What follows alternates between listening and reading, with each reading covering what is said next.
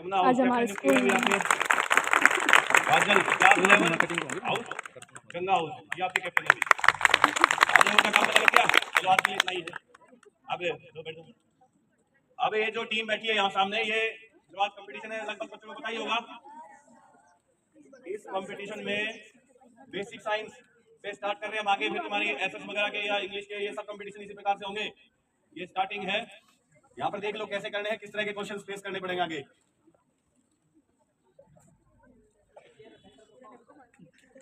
ये जो बच्चे पीछे बैठे हैं ये भी स्कूल से है या नहीं है पता नहीं। सीरियसली सुन लेना इन क्वेश्चनों का। आने वाले टाइम में जो तुम्हारे घर वाले उम्मीद रख के यहाँ भेज रहे हैं तुमको भी, हमारे बच्चे स्कूल जा रहे हैं सुबह मेहनत करके आपको यहाँ भेज रहे हैं, अपने पेट की पट्टी बांध के तुम्हारे पर पैसा लगा रहे हैं, वो इसलिए लगा रहे हैं कि हमारे बच्चे आगे चल के अच्छी अच्छी नौकरियां प्राप्त करेंगे और उन्हें अच्छी जॉबों में स्थान मिलेगा और वो बुढ़ापे में हमारी मदद करेंगे। लेकिन आज के समय को देखते हुए लगता नहीं है कि भी इनको कोई चिंता है अपने माँ बाप की, जितनी वो कर रहे हैं।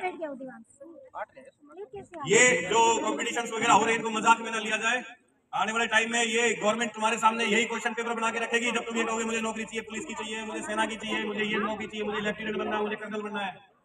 क्वेश्चन यही आने वाले हैं, यूपीएससी हो चाहे आईएएस का एग्जाम हो चाहे कोई हो। और ये तुम्हारी किताबों से निकाल के सरकार तुम्हारे सामने क्वेश्चन रखती है, लेकिन तुम आंसर नहीं दे पाते हो। फिर दोष किसका? सरकार का, कि सरकार नौकरियां नहीं दे रही है।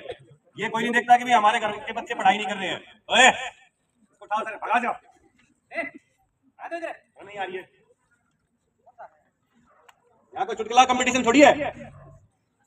कोई मजाक में या दांत फाड़ता हुआ मिल गया मेरे को, बड़े गंदे लगते हैं ऐसे बच्चे। सीरियसली बैठ जाओ बिल्कुल। सबसे पहले तो बैठना नहीं आता है, मतलब कोई चीज हो रही है तुम बैठे कैसे? मैं बता रहा हूँ फिर से, ये जो क्वेश्चन है अभी उठा के तुम ये जितने एग्जाम हुए हैं सरकार ने के क्लास में चले जाए, ये शिक्षा के लिए है भाई। किस तरह के क्वेश्चन जो तुम पढ़ चुके हो आगे पढ़ोगे वही तुम्हारे सामने है, देखेंगे कितना दम है। इसका रूल ये है कि हर टीम को एक क्वेश्चन फेस करना होगा। अगर तुमने आंसर दिया 30 सेकंड का टाइम होगा एक क्वेश्चन का।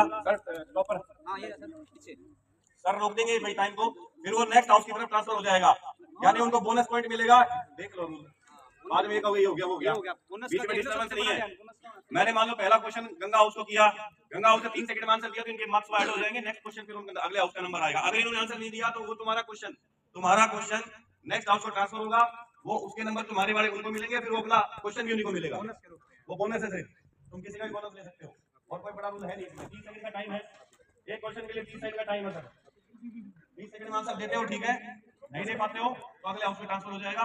क्लास 7 8 9 10 11 12 7 से स्टार्ट है, 12th क्लास तक बच्चे पढ़ चुके हैं सब। और बेसिक क्वेश्चन है बिल्कुल सिंपल, कोई मुश्किल एग्जाम नहीं है। इसको एग्जाम भी समझे नहीं करेगा। अगर यहाँ से कोई आंसर नहीं दे पाता है, नीचे बैठे हुए आंसर दे सकते हैं भाई अपने हाउस की हेल्प में। इनके रिलेटिव फाइल दे देना अगर कोई भी आंसर नहीं दे रहा है इनमें से कहते हैं हमें मालूम हो दे सकते हैं, वो नंबर है थोड़ी कहीं भी दे दो, क्वेश्चन बोलना है आ जाएगा आवाज। किए गए हैं। ये हमारे स्कूल का सेकंड ग्रुप है यमुना हाउस। ये साइंस हाउस के नंबर दो, सबसे पहले कौन से हाउस से स्टार्ट करना? फर्स्ट सेकंड ये थर्ड ग्रुप है। इस तरह से ये सर बताओ। नंबर 1 हाउस सरस्वती, ये सरस्वती हाउस है हमारा। पहला क्वेश्चन जो आएगा सरस्वती के पास। नंबर 2 ये हमारा फोर्थ हाउस है। मैं फिर क्वेश्चन बोलूंगा भाई, अब अपने नंबर याद रखना। नंबर 3 गंगा। नंबर एक क्वेश्चन के लिए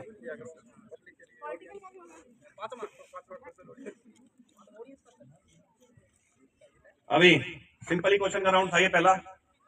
red pigment present in RBC is option a haemoglobin, b chlorophyll, c चलो आंसर देना कोई बात नहीं आ गए ऑप्शन। हेमोग्लोबिन, जोर से बोलो। हेमोग्लोबिन, हेमोग्लोबिन राइट आंसर है। हमारी जो खून का रंग कैसा है अभी? लाल है। वो लाल रंग किसके कारण है? हेमोग्लोबिन। वो रेड पिगमेंट है ब्लड में, रेड पिगमेंट हीमोग्लोबिन, यही ऑक्सीजन को कैरी करता है। एक राउंड पूरा हुआ अभी। Next round house number 1। ना जहाँ से स्टार्ट हो वहीं से जाएगा, सबसे गड़बड़ हो जाएगी।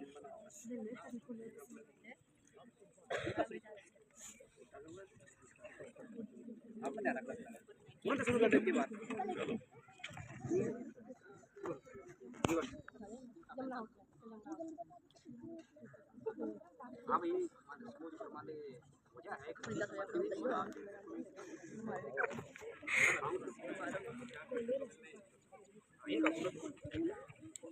क्वेश्चन रेडी है भाई? कहाँ से स्टार्ट कर रहे हैं हम? अभी हम नाव से स्टार्ट करेंगे और उल्टा चलेगा फिर से। इसी साइड में जाना है, ये लास्ट था, ये इस तरफ से चलना है। चलो यहाँ पे क्वेश्चन है पहला सेकंड राउंड में। The ovary to a seed, b root, c fruit और d leaf. Time start. Fruit. Fruit. Fruit right answer है फ्रूट। जो ये 10th क्लास में भी चल रहा है, 11th में भी, 12th में भी चल रहा है। ये जो फ्लावर होता है उसमें 2 पार्ट्स होते हैं, या तो कंबाइंड या डिफरेंट अलग अलग फ्लावर होते हैं। एक मेल पार्ट, एक फीमेल पार्ट। फीमेल पार्ट का पार्ट है ओवेरी। जो हम फ्रूट्स खाते हैं वो ओवेरी ट्रांसफर होती है फ्रूट्स में। नेक्स्ट हाउस तैयार हो जाए। The clinical thermometer reads temperature from option A 35 degree Celsius to 42 degree Celsius, 32 degree Celsius to 42 degree Celsius, 39 degree Celsius to 45 degree Celsius, 42 degree Celsius to 45 degree Celsius. 35 degree Celsius to 42 degree Celsius. Right answer. Clinical thermometer क्या होता है भाई? क्या होता है clinical thermometer? तुम्हें जब बुखार होता है डॉक्टर तुम्हारा टेम्परेचर नापता है। वो जो टेम्परेचर नापने वाला क्लिनिकल थर्मोमीटर है, वो जो टेम्परेचर नापता है उसकी रेंज होती है 35 डिग्री से 42 डिग्री सेल्सियस तक ही नाप सकता है वो। और हमारा नॉर्मल टेम्परेचर क्या है बॉडी का? 37 डिग्री सेल्सियस। बुखार हो जाने पर जब ये टेम्परेचर ऊपर हो जाता है तो बुखार बता देता है डॉक्टर। नेक्स्ट हाउस तैयार हो जाए। ये बच्चे सभी ध्यान रखें भाई।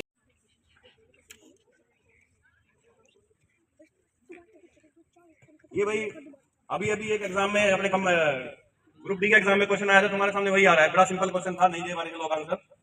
क्वेश्चन है the solution which converts red litmus blue.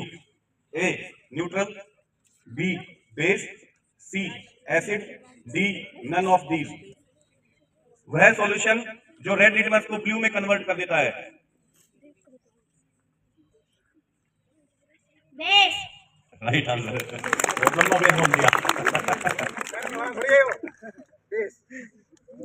Litmus paper होता है भाई एक लिकहैंस, जो चट्टानों के ऊपर एक लिकहैन नाम की पौधा ही लगा दो तो कुछ भी कह लो, लिविंग थिंग्स ही है, वो उगती है और वो चट्टानों को छोड़कर मिट्टी बनाती है। उस लिकहैंस से पेपर बनता है लिटमस। ये तुम लोग जो 12th में 10th में सबको बताना चाहिए भाई। लिटमस जो है लिकहैंस से प्राप्त होता है और लिटमस पेपर इंडिकेटर के रूप में यूज किया जाता है कि जब हम लैब में जाते हैं कि भाई कोई चीज बेस है या एसिड है। एसिड बड़े खतरनाक होते हैं, तुम लोगों को लैब्स में वैसे तो डाइल्यूटेड मिलते हैं, वैसे एसिड और बेस को चेक करने के लिए उस सॉल्यूशन में जब हम लिटमस पेपर डालते हैं तो वो कलर चेंज कर देता है, रेड से ब्लू, ब्लू से रेड। ये उसी का क्वेश्चन था। नेक्स्ट हाउस तुम्हारे लिए भी सिंपल क्वेश्चन दे रहा हूं। Which acid is present in curd. दही में कौन सा एसिड होता है? Option a oxalic acid, b ascorbic acid, c lactic acid, D none of these. दही में कौन सा एसिड होता है? Lactic acid. राइट आंसर विकारित। सारे हाउस बराबर चल रहे हैं, कोई भी पीछे नहीं रहा। 7th क्लास में बड़ा अच्छा प्रदर्शन किया है, सारे बच्चे कंपटीशन में बराबर चल रहे हैं भाई, कोई किसी से कम नहीं है। अब फिजिक्स पे आ रहे हैं हम। ये जो क्वेश्चन है ये ना समझा जाए कि 7th क्लास के, ये 7, 6 से स्टार्ट होकर 12th तक के बच्चे जो चुपके बैठे हुए हैं तैयार रहे भाई।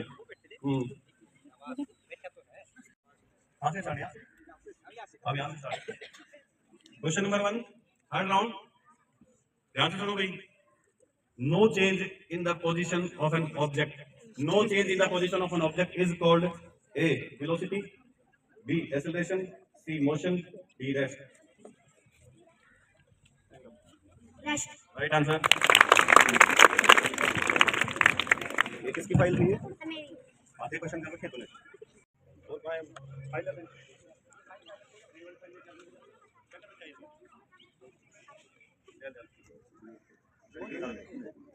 ये हमारे स्कूल के ऑडियंस है।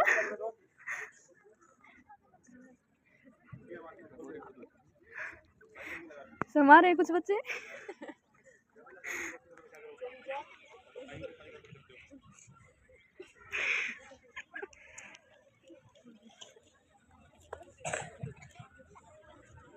इनके लिए भी कोई कुछ क्वेश्चन ही नहीं आया क्योंकि हमारे स्कूल के हाउसों ने बहुत अच्छा जवाब दिया।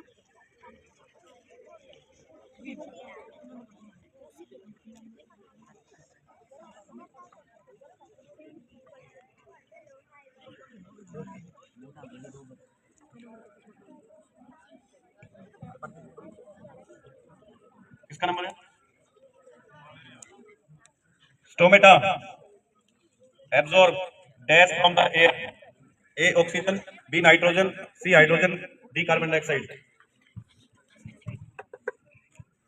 Carbon dioxide. Right answer. Next out किया होगा जल्दी जल्दी आओ.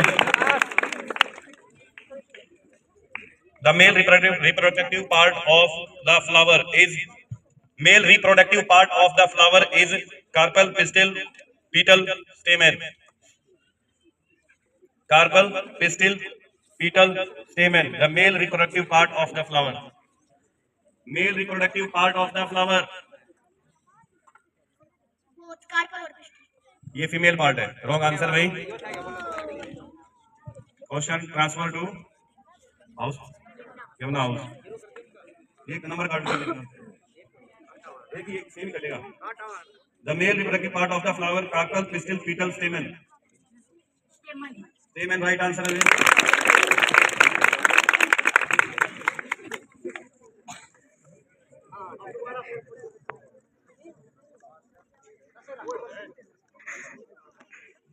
तुम्हारा क्वेश्चन है which of them is chemical change?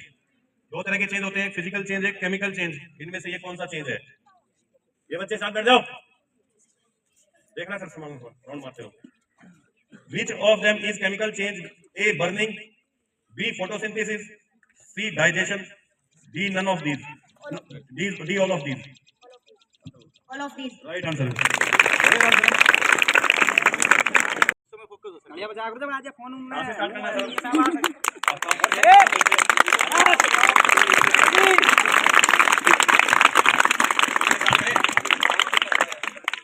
House क्या है?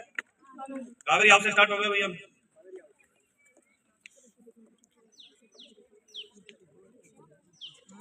मेटल 10th क्लास में ध्यान से सुने. 8th B.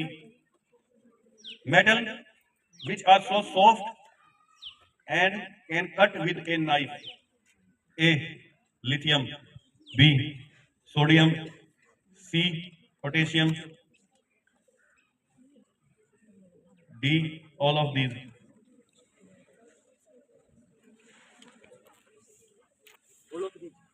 All of these. Right answer है भाई. Right answer है. ये तुम लोगों ने बाबा वगैरह देखे, मैं कई बार बताता रहता हूँ. इन्हीं मेटल्स का इस्तेमाल करते हैं वो तुम लोगों को चमत्कार दिखाने के लिए. फिर वहां पर सभी घुटनों के बल नतमस्तक हो जाते हैं. ये विज्ञान की कुछ ऐसी मेटल्स हैं जो चमत्कार दिखाती है भाई. अपने आप जल जाती है, पानी में डालो तो आग पकड़ लेती है. अभी बताया जाएगा. तो ये लिथियम, सोडियम, पोटेशियम, ये कुछ ऐसी धातु है जिन्हें तुम चाकू से काट सकते हो. मेटल्स, ये मेटल है. ये देखो, ये लोहा भी मेटल है, चाकू से नहीं कट सकता, लेकिन कुछ ऐसी मेटल्स जिन्हें चाकू से काटा जा सकता है, धातु है वे. Next question, Ganga house. The most lustrous non metal. A diamond, b iodine, c potassium, d none of these. Iodine. Iodine एक ऐसी नॉन मेटल है जो सबसे ज्यादा चमकीली होती है भाई. राइट आंसर है. और आयोडीन जो होता है हमारे नमक में उपस्थित होना बहुत ही जरूरी है. अगर आयोडीन की कमी हो जाए तो कौन सी बीमारी हो जाती है? गोइटर. गले में घेंगा रोग हो जाता है भाई. ये पहाड़ी इलाकों में सबसे ज्यादा होता है. Next question, most malleable metal. Most malleable metal, copper, silver, gold, iron. Most malleable metal. Most malleable metal. Most malleable metal. बड़े ही दुख की बात है, तूने आंसर नहीं देना था. 8th क्लास से कौन है यहाँ पे? 10th का कौन है? तुम्हारा वो बोनस गया. मोस्ट मेलेबल है जितना आयरन को बोल रहे. आयरन पहनते हैं कानों में. चलो भाई, ये पॉइंट यहाँ से कट के तुम्हारा बोनस गया. वो अगले हाउस के पास जा रहा है. तुम बोलो भाई answer. A non-metal which is good conductor of electricity. A iodine, B diamond, C graphite, D none of these. Iodine, diamond, graphite, none of these. वह नॉन मेटल जो अच्छी सुचालक है विद्युत की। लगभग नॉन मेटल सुचालक नहीं होती हैं, गुड कंडक्टर नहीं होती है इलेक्ट्रिसिटी की। Non metal which is good conductor of electricity. Time. ये बोनस ट्रांसफर हो रहा है अगले हाउस के पास। A non metal which is good conductor of electricity. Option सुना ही नहीं तुमने अभी तक। Iodine, diamond, graphite, none of these. Graphite right answer है भाई। ये बोनस ढूंढा हुआ कावेरी हाउस के पास पहुंचा है बोनस। नंबर किसका है? नंबर इनका है।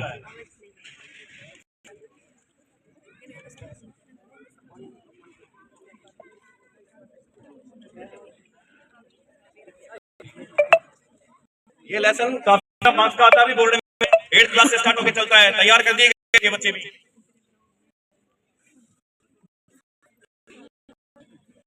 तो बेटा ये लेसन अभी से पूछा है, इसलिए काफी ज्यादा question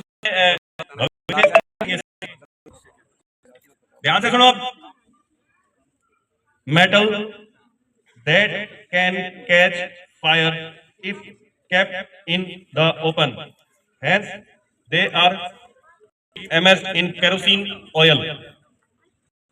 Potassium, C, gold, D, both A and B. Potassium, sodium, gold, both A and B. Potassium and sodium.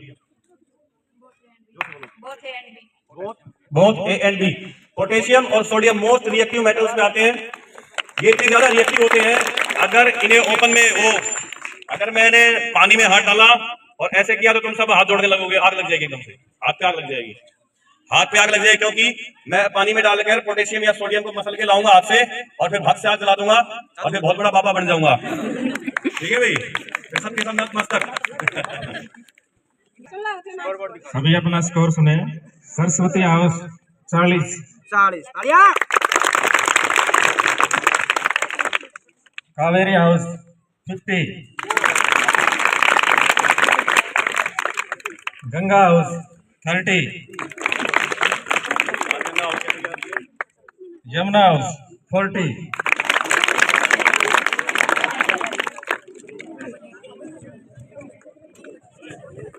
Cell in our body,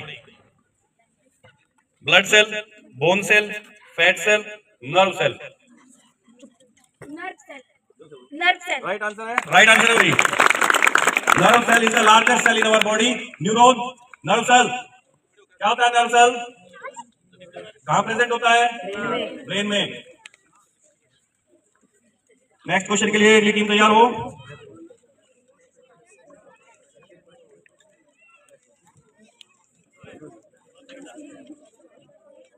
the cell, ध्यान से सुनो फिर गलत दोगे। The cell having nucleus with nuclear membrane, A unicellular, B multicellular, C eukaryotes, D prokaryotes। मैं time start हो गया है। The cell having nucleus with nuclear membrane, eukaryotes right answer. ये बच्चे बहुत ज्यादा अटकते हैं इस बात में। देखो, दो प्रकार के सेलों के जीव हैं। जो हम लोग हैं वो यूकारियोट सेल ले रहे हैं, eukaryotes and prokaryotes.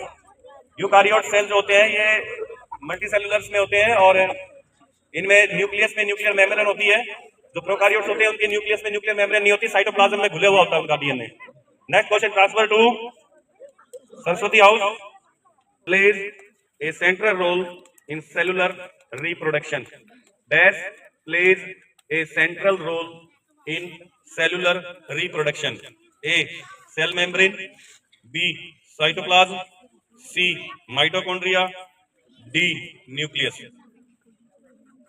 Cellular reproduction में इनमें से किसका भाग होता है, कौन करता है? Option A cell membrane, option B cytoplasm, C mitochondria, D nucleus. Wrong answer. Next house, next house, बोलो आंसर देना चाहोगे। Dash play central role in cellular reproduction. A cell membrane, B cytoplasm, C mitochondria, D nucleus.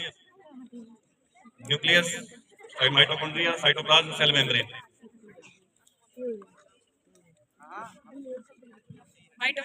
Wrong answer.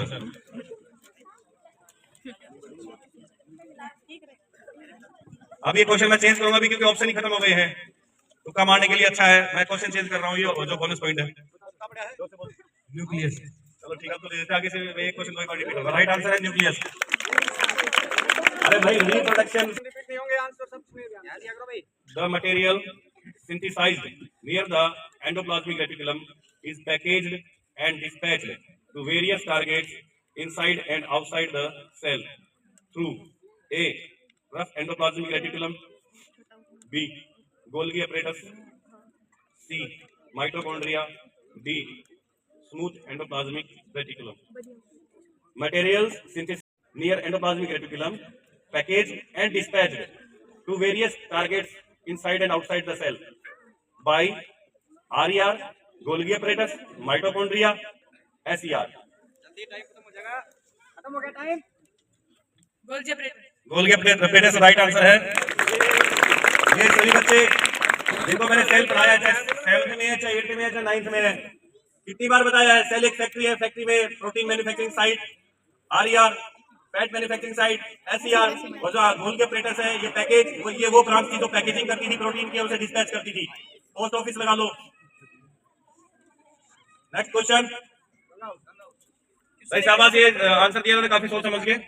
Ganga house discover Golgi apparatus। Robert Hooke, Niels Armstrong, Rutherford, M. Golgi.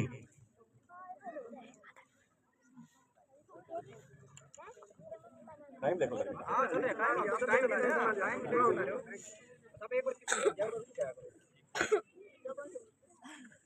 Wrong answer. Answer मैंने खुद बता दिया था, मुझे भी धोखा था, मैंने गलत क्वेश्चन पूछ लिया। इतना इजी, उसमें M. गोल्गी लिखा हुआ है। Golgi apparatus M. Golgi ढूंढेगा।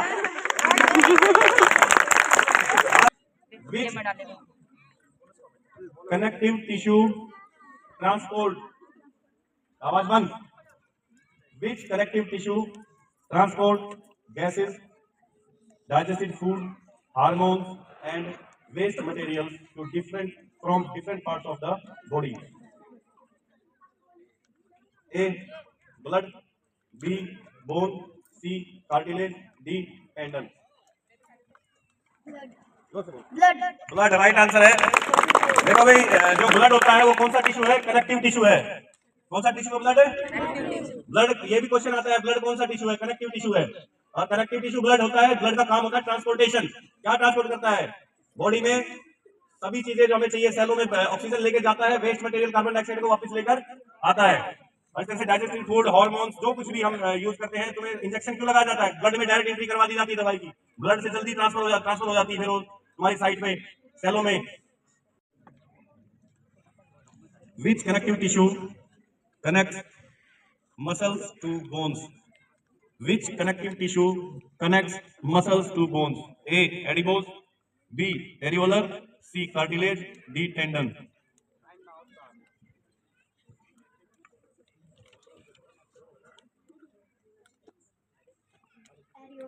Wrong answer. Last one question. Answer दो। टेंडन राइट आंसर है भाई। हमारी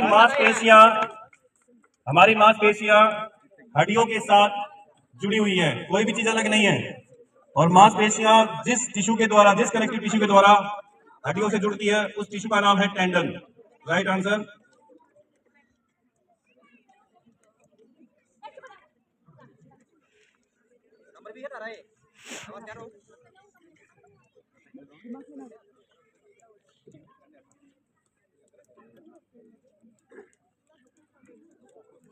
Muscles of heart are called Muscles of heart are called epithelium, connective, cardiac, none of these.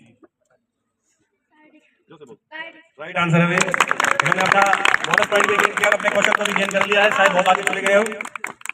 Next question यहीं से start हुआ था। हाँ, यहाँ से स्टार्ट हुआ था शायद। लास्ट क्वेश्चन है यहाँ।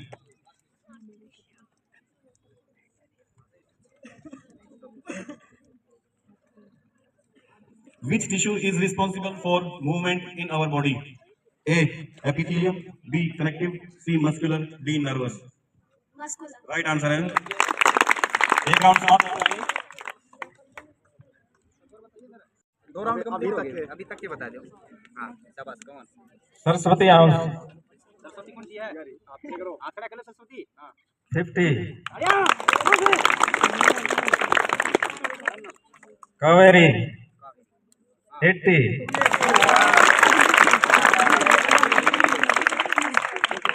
गंगा हाउस 60, यमुना 50। प्रीतम सर का हाउस हार गया, पीछे चल रहा है। Waves are dash waves. A. Longitudinal, B. Transverse, C. Gamma, D. Alpha.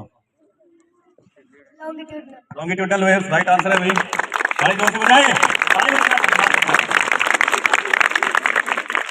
Sound waves longitudinal waves होती हैं भाई। Next question, get ready. मुझे किसी हाउस से कोई मतलब नहीं है भाई, मेरे सामने जो क्वेश्चन आ रहा है मैं पूछता जा रहा हूँ। आगे तुम्हारी किस्मत, जिनको हम सबसे कमजोर समझ रहे थे काफी आगे चले गए हुए। The water wave formed on the surface of water in a pond are also called transverse wave, B. longitudinal, C. both longitudinal and transverse, D. none of these. Transverse waves right answer है। जब तुम किसी तालाब में पत्थर फेंकते हो और वो जो लहरें बनती हैं चारों तरफ जाती है लहरें बन के, वे लहरें वेव्स हैं, वे ट्रांसवर्स वेव कहलाती है। जब तुम बोलते हो जो तरंगे बनती हैं वे लॉन्गिट्यूडनल वेव्स होती हैं। ये इनकी चाल के ऊपर होता है, एक up and down movement, compression, rarefaction. Next question तैयार हो जाए भाई।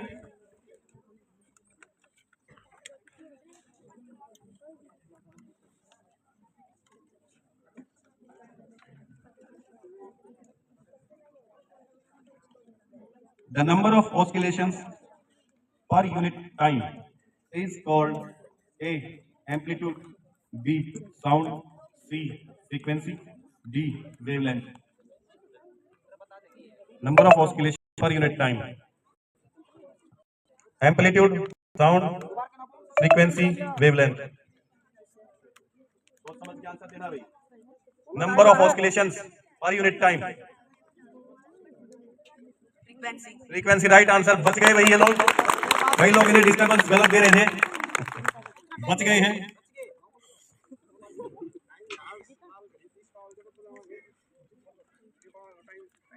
The time taken by two compressions and two rarefactions. Time taken by two compressions and two rarefactions to cross a fixed point is called dash of waves. A. length, B. wavelength, C. time period, D. amplitude. To cross a fixed point.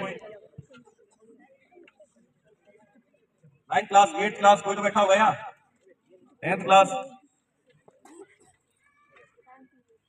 Time period right answer है भाई।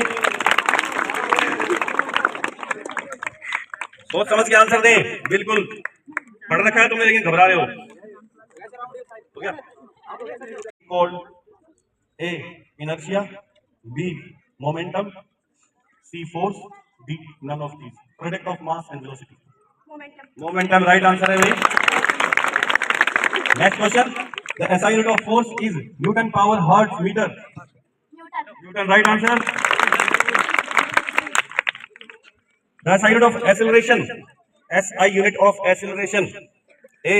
meter, B. meter per second, C. meter per second square, D. ohms. SI unit of acceleration: meter per second square,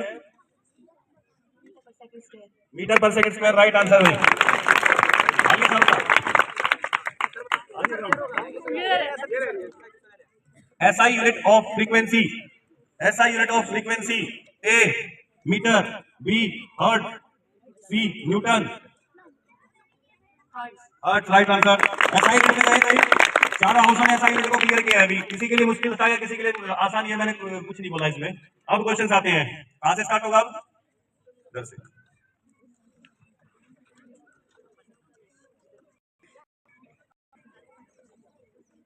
The repetition of sound, repeat of sound caused by the rarefaction of sound wave is called A pitch, बातें नहीं हुई है, A pitch, B loudness, C echo, D none of these। Echo right answer भाई। अभी जो ये question चल रहे हैं वो काफी सोचने पड़ते हैं, ध्यान से सुनने पड़ते हैं, क्योंकि ये साइंस का बेस जहां से स्टार्ट होता है, physics chemistry biology 9th class है, और ये क्वेश्चन एकदम से नए भी बनते हैं और आगे चल के मतलब मजबूती भी बनाते हैं। तो ध्यान से सुन के आंसर दे, राइट आंसर दिया है इसने। नेक्स्ट क्वेश्चन, तैयार हो जाओ। When a toothpaste tube is squeezed, its shape change. The force responsible for this is an example of balanced force A, B unbalanced force।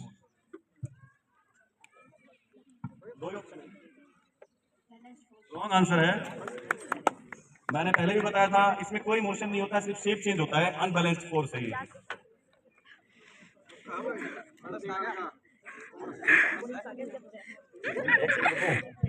तूने बैलेंस फोर्स आंसर दिया ना भाई, मेरे से गलती होगी, दिमाग कहीं और था।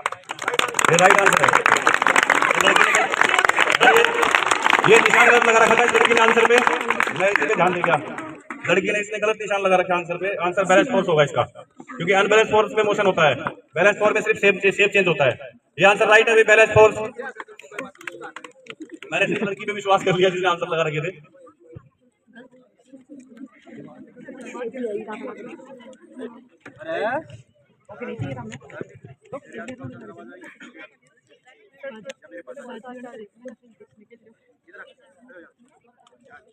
अभी बड़े ध्यान से सुनना।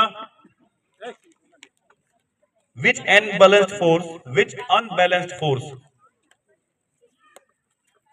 slow down a moving bicycle when we stop pedaling it?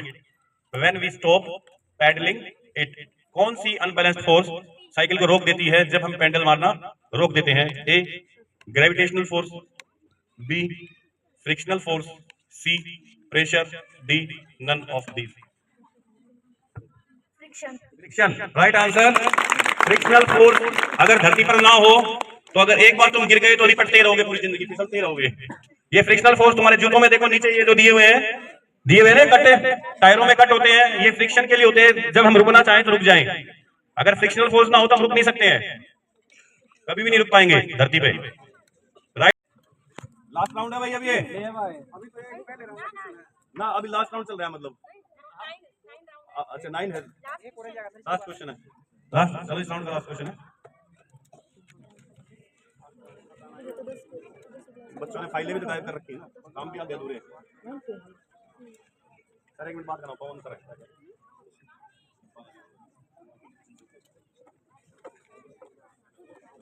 चलो तो नेक्स्ट क्वेश्चन का लास्ट क्वेश्चन पे आ रहे हैं तुम्हारे।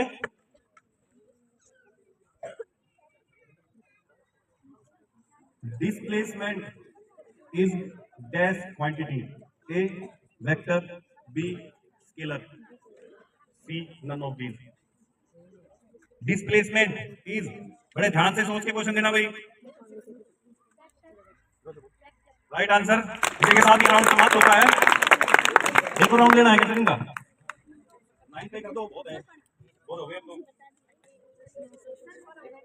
बस थोड़ा बहुत इंटरेस्ट साथ रहना चाहिए ना। आपको स्कोर सुनाए जाएंगे तो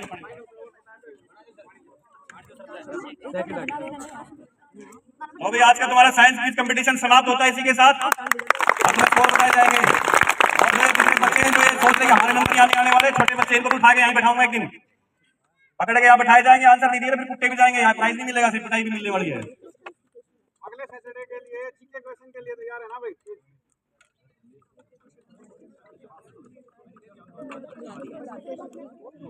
खेलो।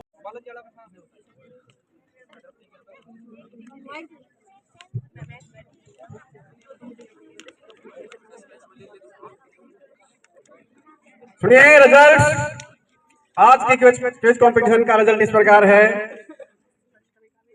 सरस्वती हाउस और यमुना हाउस दोनों के बीच टाई हुआ है।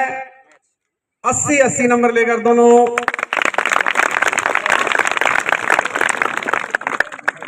थर्ड पोजीशन पर रहे हैं।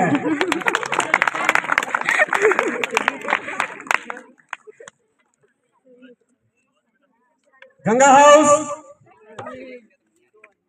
ताली तो बजा लो। कौन सी पोजीशन? सेकेंड, द्वितीय स्थान। और आज की क्विज कंपटीशन के विनर संदीप सर।